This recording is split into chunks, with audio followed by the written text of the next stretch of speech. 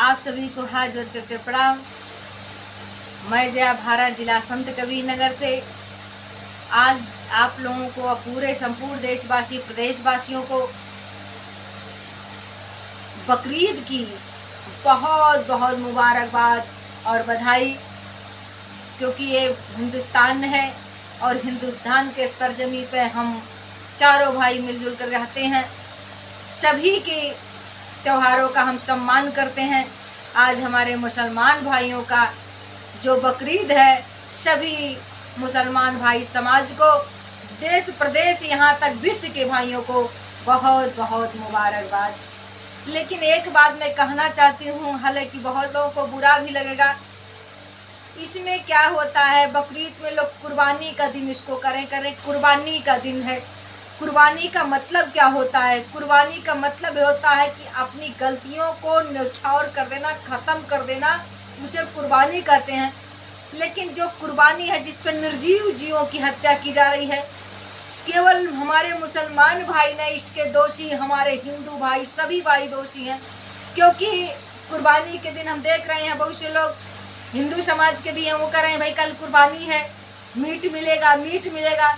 अरे बंधुओं, कुर्बानी के दिन मीट नहीं, अगर वास्तव में कुर्बानी आप अपने दिल से करते, कुर्बानी आप अपने अहंकार का कर दीजिए, आज अपने क्रोध का कर दीजिए, आज अपने घमंड का कर दीजिए, आज अपने बनिष्ठता का खत्म कर दीजिए, अपने आतंकवाद का कर दीजिए, आवाज़ जलीलत का आप कर दीजिए, ईमानदारी और देशभक्ति राष्ट्रभक्ति का जोला पहन लीजिए। यही सबसे बड़ा आपके लिए बकरीद और बलिदानी का, कुर्बानी का त्यौहार हो सकता है। आज लोग कुर्बानी कर रहे हैं निर्जीव जीवों का, बकरे का। अभी बॉम्बे में हमने देखा एक कुर्बानी का लोग कर रहे थे, उस पर राम लिख करके, वहाँ पर बहुत बवाल हो गया। तमाम हिंदू समाज के लोग गए, उस बकरे को छुड़ाए, वहाँ मारपीट का नौबत आ गया। तरह तरह की, इस तरह राम लिख करके, रहीम लिख करके, खुदा लिख करके आप कुर्बानी करते हो। क्या चाहते हो? कुर्बानी का मतलब आपने कभी तक नहीं देखा करते, बलिदान नरसिंह के होते सुना। अरे बकरे बलबेदी पर लाए गए, बलिदान सिंह के होते सुना, बकरे बलबेदी पर लाए गए, कभी कांटे न पादुक के टेढ़े गए, सदा सीधों प्यारे चलाए गए। बलिदान करना है तो बहुत बड़े शेर बनते हो, तो शेर का कर दो। शेर बनते हो, अगर बलिदान ही करना है तो किसी सांप का लाकर बलिदान करो, पकड़ करके उसका गला काटो। ये बकरे, ये मुर्गी, ये निर्जीव जानवर, ये गौमाता जो अनमोल है। जब बकरी का बच्चा जब छोटा सा होता है तो म्याओ म्याओ कितनी सुंदर। अब आप लोग ये सोचेंगे कि ये लोग कुर्बान नहीं होंगे तो ये लोग क्या करेंगे, धरती पे क्यों हैं?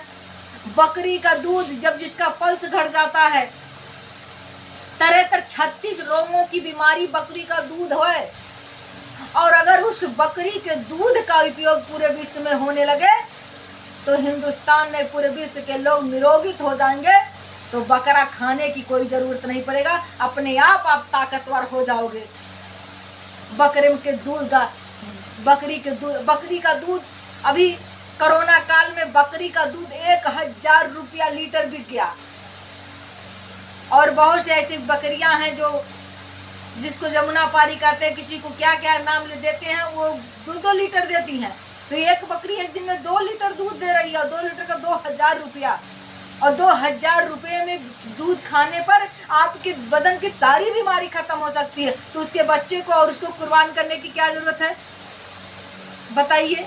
बकरी की जो खाद, जो बकरी जो लेड़ी देती है, उसके खाद से अगर आप अपने खेत में डालो, इतनी अनाज पैदा होगा, इतना उर्वरा बन जाती है धरती कि आपको अनाज का कमी नहीं होगा। तो बकरी को मारने से, खाने से क्या फायदा? आपको तो वैसे अनाज उसके खाद से इतना मिल जाएगा। रहा गौ माता की बात, आप गौ माता की हत्या करते हो, गौ माता की हत्या। मैं दोनों समाज की बात करती हूँ, मुसलमान ही नहीं, इसके हिंदू भी जिम्मेदार है गौ माता। क्योंकि गुजरात का सबसे बड़ा जो कत्ल खाना है, दुनिया का सबसे बड़ा जो कत्ल खाना है, उसका आरएसएस का आदमी है और हिंदू है। तो गौ माता की जो खाद बनती है, गोबर से, वो खेत में पैदा अनाज इतना हो जाए तो फिर उन गौ माता के मांस खाने से क्या फायदा? गौ माता के जो दूध निकलते हैं, उस दूध को आप खाए, इतनी स्वस्थ, इतना ठंड करता है पूरे बदन को, सारी बीमारी। आज इतनी गर्मी पड़ी है, गाय का दूध पियो, कोई बीमारी असर नहीं करेगी, कोई धूप नहीं असर करेगा। और मैं बता दूं, गाय के जो उपले बनते हैं, आज गैस इतने महंग है। मैं मानती हूँ गर्मी महीना में मेरी माताएं मैं नाराज होंगी उपले में खाना बनना, लेकिन आप उस पर कभी लिट्टी बना सकते हैं, कभी चोखा बना सकते हैं, कभी आप तरह तरह का व्यंजन बाहर निकाल के बना सकते हैं, कभी पार्टी कर सकते हैं। वो किससे करेंगे? वो उसी उपले से कर सकते हैं। तो इतना उपयोगी ये पशु है, निर्जीव जी इतने उपयोगी हैं। और ये खाते क्या है? ये ना हमारे चना खाते हैं, न किराए खाते हैं, न मटर खाते हैं, न अरहर की दाल खाते हैं, न मसूर खाते हैं, न काजू खाते हैं, न किशमिश खाते हैं, न कुछ, केवल घास पास और हमारे चूहे चुके हमारे जूठे कुटे के खा करके इतनी ताकत हमको देने का काम करते हैं, हमारे लिए इतने उपयोगी होते हैं। रोग से लेकर के हमारे खेतों में अनाज से लेकर के हमारी जिंदगी के हर उपयोगी काम पूरा करते हैं, और फिर भी हम लोग उनको कत्ल कर देते हैं और कत्ल करके उनके मांस को खा जाया करते हैं, उनके बच्चों को खा जाया करते हैं। हम आप लोगों से यही बताना चाहते हैं, ये कुर्बानी का दिन जरूर है, लेकिन कुर्बानी के दिन किसी भी कुरान में ये नहीं लिखा गया है कि आप किसी जीव की हत्या कर दो। किसी रामायण गीता भागवत में नहीं लिखा गया है कि किसी काली मैया दुर्गा मैया की जीव की हत्या कर दो। अगर लिखा गया तो साहब कि अपनी गलतियों की आप कुर्बानी कर दो, अपनी गलतियों को आप खत्म कर दो, अपनी गलतियों को आप क्षमा मांग लो, यही सबसे बड़ी कुर्बानी हो सकती है। तो आज ये कुर्बानी का दिन जो है बकरीद का, तो मैं सभी देशवासियों से यही कहना चाहती हूँ, आज के दिन अपने अहंकार को, अपने क्रोध को, अपने दुष्ट व्यवहार को, आज आतंकवाद को और अपने अंदर जो हिंदू मुस्लिम की भावना है इसको कुर्बान कर दो और एक मानवता का संदेश दे दो। यही सबसे बड़ी कुर्बानी का दिन होगा, यही सबसे बड़ा आप लोगों के लिए बकरीद का दिन होगा। और बकरीद के दिन हमारे मुसलमान भाई तो कर ही रहे हैं, जो कुर्बानी दे रहे हैं, इसमें हिंदू भाई कम नहीं है। ये बैठ करके इंतजार कर रहे हैं कि हमारा मित्र फोन करेगा, आज बकरा खाना जाना है, आज मुर्गी खाने जाना है, आज चिकन खाने जाना है, आज बिरयानी खाने जाना है। कहाँ खाने जाना है बिरयानी, और कहाँ चिकन खाने जाना है, कहाँ मांस खाने जाना है, मुझे बताओ। अरे मांस ये जीव को, अपने निर्जीव जीवों को अपने थाली में परोस करके खाते हो, बहुत अच्छा लगता है। अगर इतना अच्छा लगता है तो कहना तो नहीं चाहिए, कभी अपने मांस को काट कर बना कर खाओ। बहुत से लोग इतने मोटे मोटे हैं, ये इतना सा काट के बनाओ तो पता चल जाएगा। जहाँ पर काटोगे वहाँ कैंसर हो जाएगा, जहाँ पे काटोगे इतना दर्द होगा, और वही दर्द उनको भी होता है जिनके गले को काट कर उनकी याह लग जाएगी, ये धरती समाप्त हो जाएगा, हाहाकार मच जाएगा, भूकंप आएगा। आज इतनी बड़ी जो इस तरह से प्रकृति ने आपदा दिया है, इतनी गर्मी पड़े, इसके सारे जिम्मेदार आप हो, क्योंकि ये तमाम जीवों का जो हाहाकार लगा है, जो हत्या का पाप लगा है, सबको भोगना पड़ रहा है। वृक्ष तो लगा, आज बकरीद है, आज कुर्बानी का दिन है। संपूर्ण देशवासियों से मैं यही कहना चाहती हूँ, हमारे हिंदुस्तान में 40 करोड़ हिंदू भाई हैं, सॉरी हमारे हिंदुस्तान में 40 करोड़ लगभग 40 है तो 30 लाख तो है ही, 30 लाख लगभग मुसलमान भाई। आज 30 लाख एक एक पेड़ लगा देते तो सबसे बड़ी कुर्बानी हो जाती उनकी जिंदगी का। सबसे बड़ा इस सृष्टि के लिए, इस प्रकृति के लिए आज उनके हाथ की लगाई हुई एक पेड़ उनके लिए कुर्बानी का काम कर देता। कुर्बानी का मतलब ये होता है कि अपने अहंकार को खत्म करके आज प्रकृति को श्रृंगार कर देती।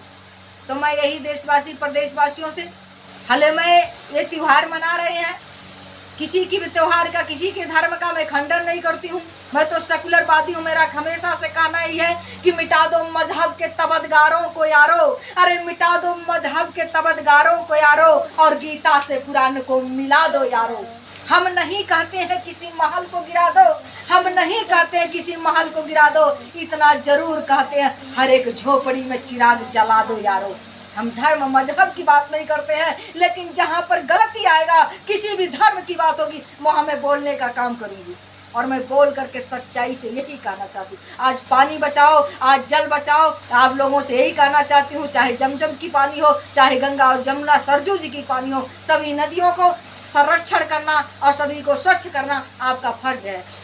आज के दिन मैं यही कहना चाहती हूँ, आज कुर्बानी के दिन सब लोग अपने अहंकार को कुर्बान कर दो, सबसे बड़ी यही कुर्बानी होगी। आप सभी देशवासियों को पुनः कुर्बानी और बकरीद की बहुत बहुत मुबारकबाद देते हुए मैं यही कहना चाहती हूँ, कमेंट करके हमको ज़रूर बताइएगा कि जय भारत आपने सही कहा कि गलत कहा। तब तक के लिए आप सभी को हाथ जोड़ करके मैं प्रणाम करती हूँ।